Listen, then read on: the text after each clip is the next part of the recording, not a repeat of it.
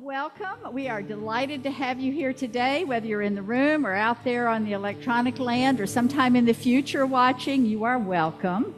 We are a wonderful, loving place to be, filled with loving people, and we've been putting energy in these walls for years. You can feel it when you walk in. Okay, and then let's take that love and just kind of bring it in, hug ourselves. Sometimes we're a little short. We got some hugs this morning. That was nice, right? And then let's just sort of send that out so that that sense of feeling beloved, feeling hugged and held, spreads throughout the land. Because when you're busy hugging, you can't be doing anything problematic, right? Because you're just loving. All righty. And so I'm going to... We're changing order of service around, but let me think which way this goes. I think we go this way now.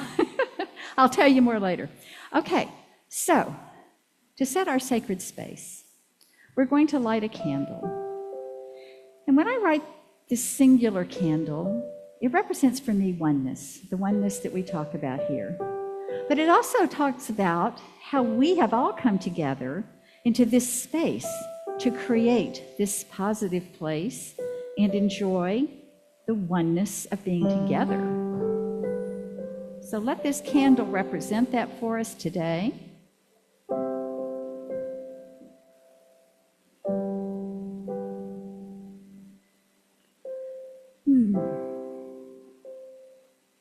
So I know that we as spirits have walked into this space already filled with spirit. For it is everywhere, and it is simply our task to acknowledge and recognize that. And so on behalf of all of us, I recognize that we ourselves are marvelous divine creations, and that the divine itself is everywhere present in its entirety at all times. And so I know that this coming together is blessed in such a way that each one of us hears something we need to hear. Each one of us feels and senses and opens up to something new today. Each one of us is an energetic support to each other. And so we have been supported by high and wonderful energy just simply by coming together.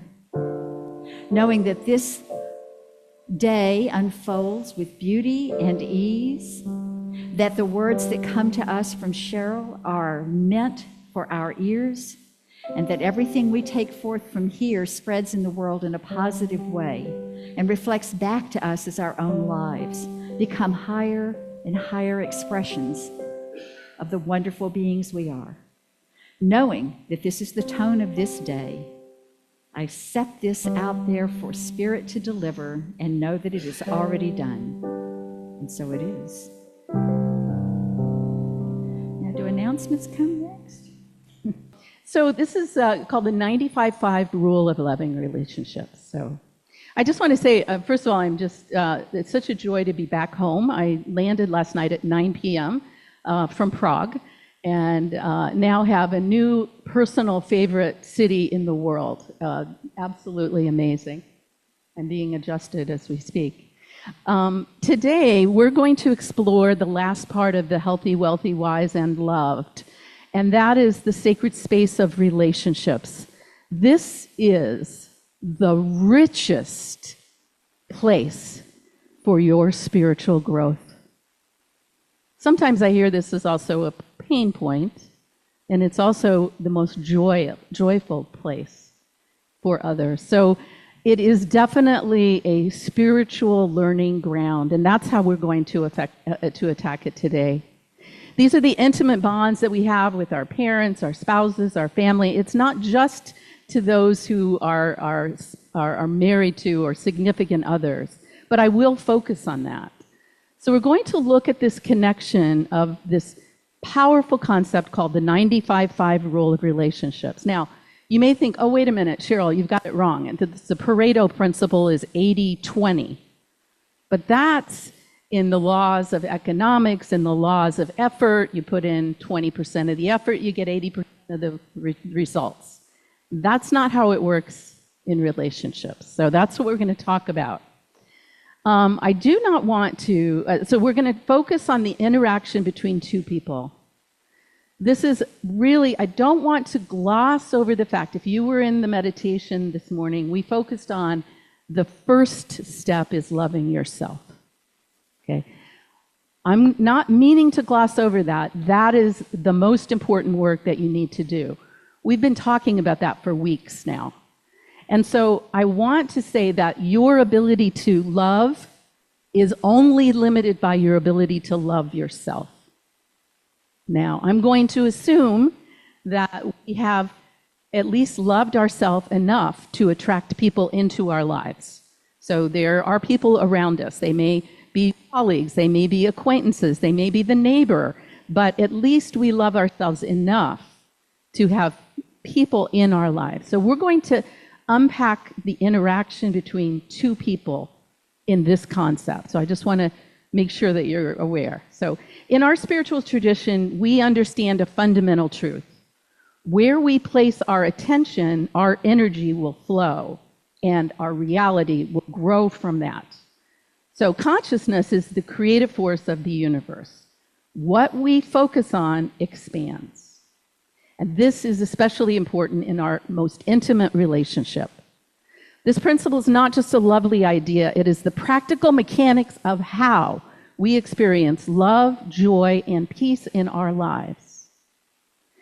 The 95-5 rule of relationships is elegantly simple, yet profoundly transformative. It suggests that in any good, healthy relationship, your partner possesses 95% of the positive traits, actions, and qualities that you cherish. That's what brought you together.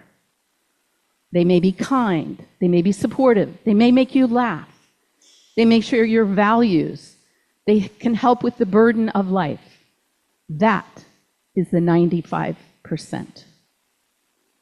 But then there's that niggling 5%. That represents the quirks, the annoying habits, the minor frustrations, the way they load the dishwasher incorrectly, the fact that they're perpetually running 5 minutes late.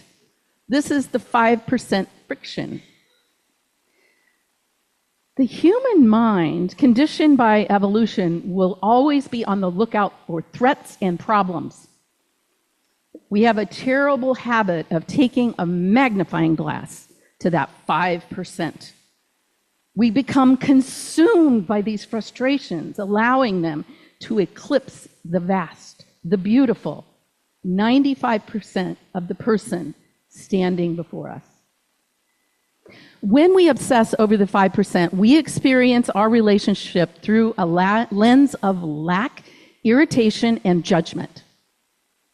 The sooner we realize that there's nothing we can do to change another person, we can stop using our energy to try to do that. The only person you can change is yourself. Put all of your focus, put 100% of your focus on that. This talk, I'm going to ask you to become the most attractive person possible, and your relationship will reflect the higher self instead of fear.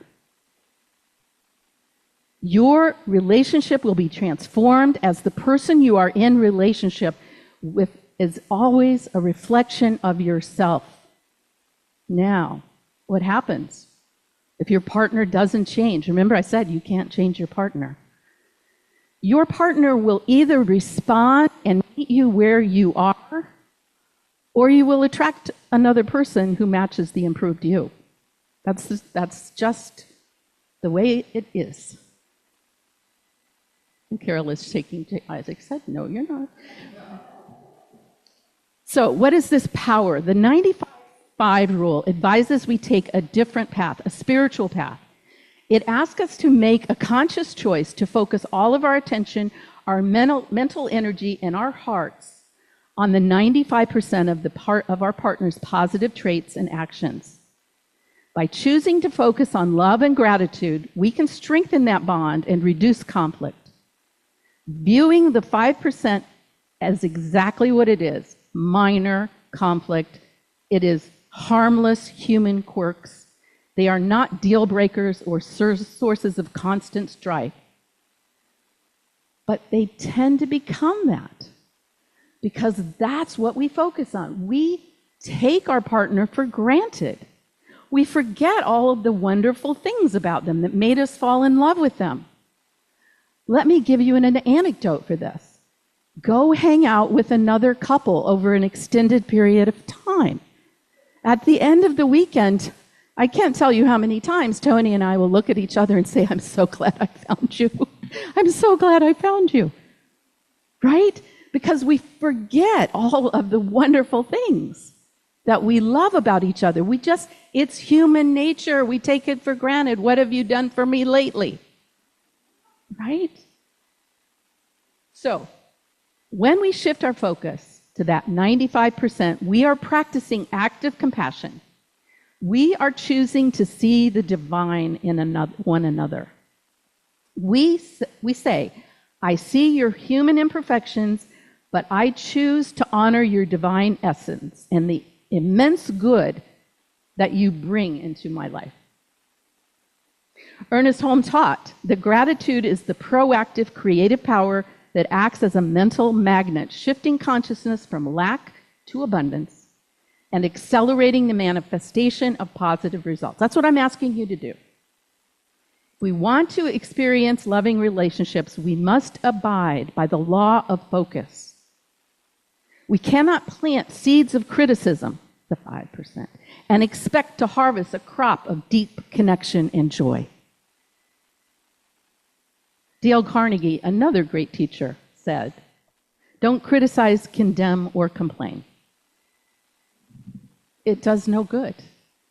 It has no impact other than poisoning the air, creating a tension in the environment. All right. Okay, Cheryl, gotcha, hear you. So in reality, how do I practice this focus on the 95%? Surprise! Gratitude. Gratitude. It is not merely a polite thank you. In our New Thought tradition, it is the spiritual practice of highest order. It is not sentimental. It is the spiritual power that heals, restores, and magnetizes love. When you look at your partner and give thanks for their 95%, when you feel that deep appreciation for who they are, you are using gratitude as a mental magnet, drawing more of their good qualities to the surface, drawing more peace and joy into your shared experience. So commonly, this quote is attributed to Brother David Steindl-Rast, who was a Benedictine monk, and it's not happy people who are grateful, it is grateful people who are happy. But what he really said is that it is not joy that makes us grateful, it is gratitude that makes us joyful. This beautiful truth reminds us that happiness is not the result, not a prerequisite of gratitude. If I wait for my partner to be 100% perfect before I'm grateful, I might wait forever. But if I choose to be grateful for that 95% right now, I can immediately experience the happiness and connection that I am seeking. When you rehearse the slights, you tighten your nervous system and you build a story of separation. Gratitude changes that story. It interrupts the repetitive tape of grievance and opens the heart to noticing what is working. Gratitude signals safety to another person's nervous system. When you consistently acknowledge someone's gifts, big or small, their body relaxes. This isn't false flattery.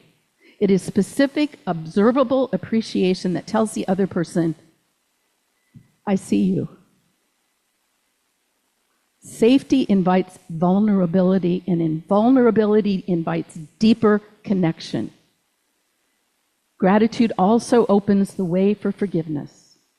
It does not deny the hurt. It does not ask you to minimize the pain or avoid truth.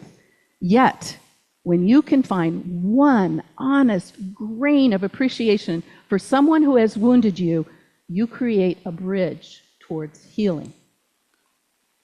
Ernest Holmes says about gratitude that it's a magnetic nature, and that means that appreciation draws forth higher impulses in both of you and the other person.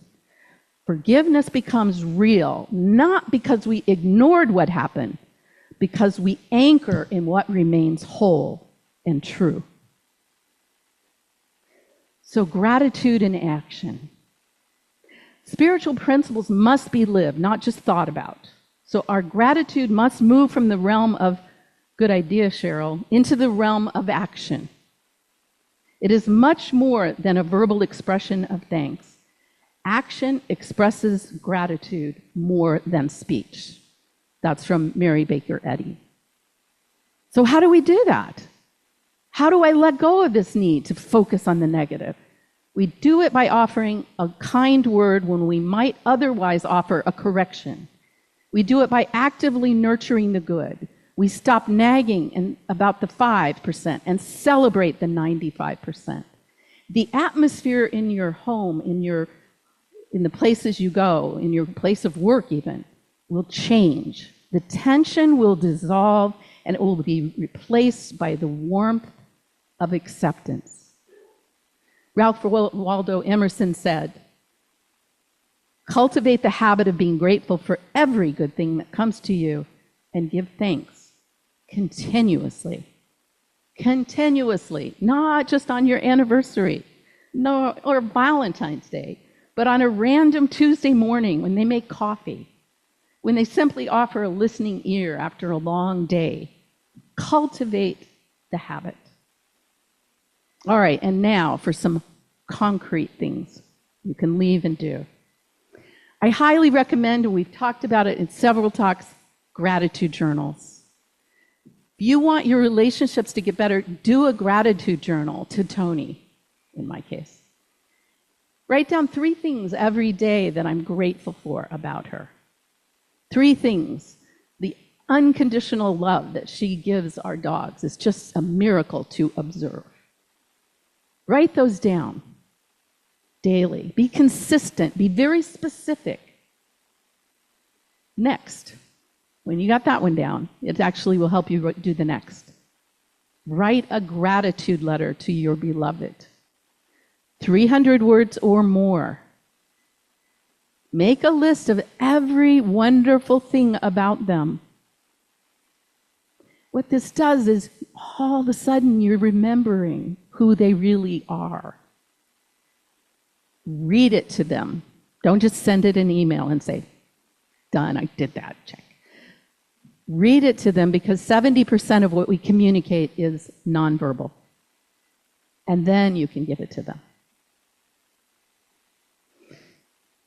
In conflict or tense situations, I'm going to give you some things you can do to remember to not let your fear jump into the fray. Use humor. I don't know, this may not be appropriate, but it just came to me. So if your wife or husband or significant other says, you know, it just makes me so mad, you're always, whatever, fill in the blank. You can say, well, thank God I'm good in bed. Right? Or thank God I still make you laugh. Right? Remind them of that 5%. I had another client who was struggling with their relationship and thought it was going to be the end. And something I suggested that he do, because we were doing a 5-step prayer, and he said, I just don't know what to do. I just get so frustrated. And a dog came on, Alexa, and started barking. And I said, do you have a dog? And he said, yes. I said, what's his name? Midas. Okay. So the next time you're ready to strangle your wife, I want you to ask, what would Midas do? And I said, just tell me right now, what would he do? He said, well, he'd jump in her lap and lick her face. I said, great. Go for it. Go for it. It transformed their relationship. I mean, you know, right? So be the dog. Instead of having resentment for something your significant other isn't doing, give thanks for your abilities. What does that mean? Instead of saying, well, I wish that so-and-so would do this. I'm so mad. I am the only one in the house that does this. Flip it around. Wow, I am so grateful that I have the hands, that I have the legs and the feet and the ability to do this. I am so blessed. Thank you, God. Totally dispels all the tension, right? Don't add to the tension and conflict. Be the change you wish to see. 2 other suggestions, and this one is for my wall punchers. I do have a few clients who are wall punchers. If you feel the need to punch the wall, put holes in walls, I've saved a lot of money in couples. Go into the freezer and grab a handful of ice and hold it in your hand with a towel and just hold it there so that your attention can go away from the fear that's causing you to act out and come back to the present moment of the ice that is either burning or freezing your hand. So these work, okay? The great thing about this teaching is you don't have to take anything on my word. Everything is a big science experiment. And so I've given you some hypotheses that you can go into your life and try. And if they work, like miracles happen. So I'm going to invite you right now, and Ascend, this is your cue, to do a brief practice. I want you to close your eyes, invite you if you're comfortable, or just look down, and turn your mind to one person with whom you'd like to restore or deepen your connection. Quiet your breath. Picture them gently. And now name 3 things that you appreciate about them. Very specific, nothing vague here. Feel that sensation in your body as you acknowledge each other, as you see them for who they are. Hold that sense of appreciation. Feel it permeating your body, your heart, your soul. And in this moment, choose one small, specific thing that you can take to communicate this warmth. It can be a text, a question, a hand on their shoulder, a request for a conversation. And commit to your future self to do this within the next 24 hours.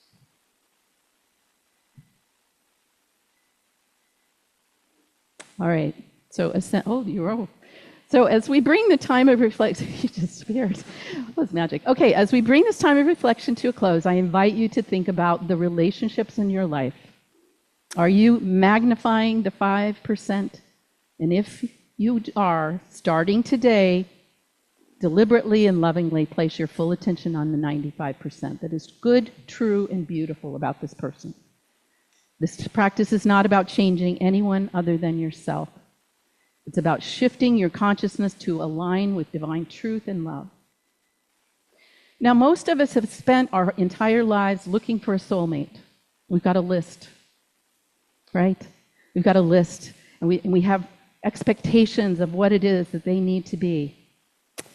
I say to you that the secret to a happy and loving relationship is being the person you're looking for.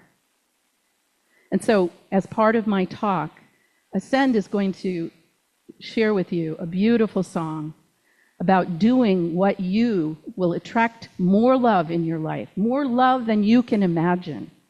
So I invite Ascend now to share with us at the end of my service, better than any words alone can say.